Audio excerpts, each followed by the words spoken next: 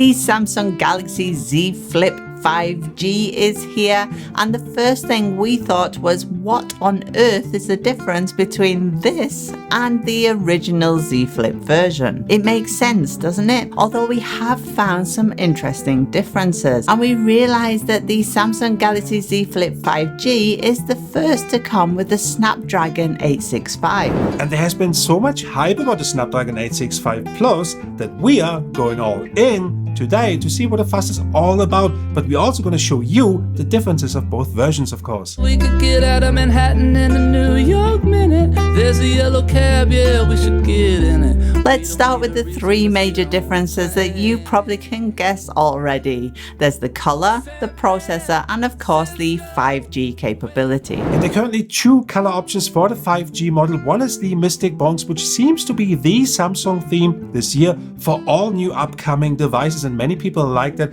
But you also will see the Mystic Gray, and personally I like the Mystic Gray better, but you guys know it is always a subjective choice when it comes to color and design. Another design difference is the matte finish, which is less prone to fingerprint smudges.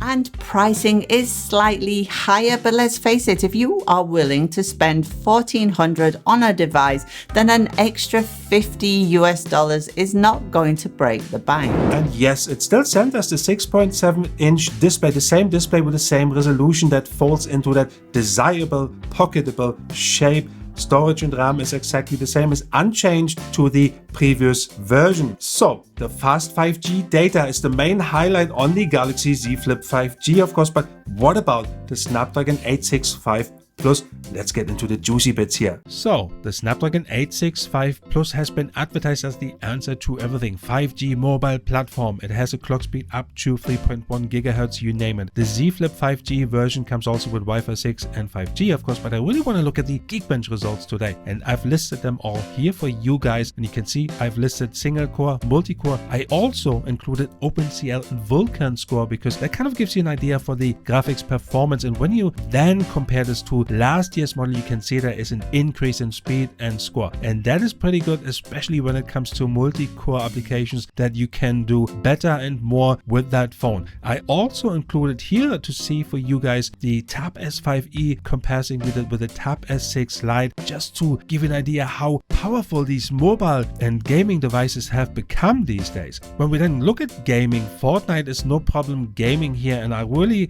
couldn't see anything higher than 30 FPS and Epic, and we achieved 30 FPS, which is not a big deal really. I expected a bit more. I was hoping for 60 FPS, but I think it is a limitation with Fortnite itself. Call of Duty, no issues here. We were playing fine. So it is really kind of a light gaming device also. And the overall experience is really where the Galaxy Z Flip 5G shines, and you can tell that when you have it in your hand and you use it, and forget the gaming for one moment, but when you use it on a daily basis, you can tell the difference and the speed difference 100% for sure. Does it make sense to pay an additional $50 for the Galaxy Z Flip 5G? Short answer is yes. You made it this far. Thank you, All-Star Spacers. You may have noticed that it was more of an informative video for you. If you enjoyed the video, make sure you leave us a like and of course a comment, and any questions you have on the Galaxy Z Flip 5G, make sure you ask.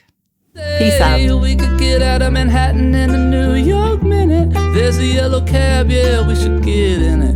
We don't need a reason, let's get on a plane. San Francisco.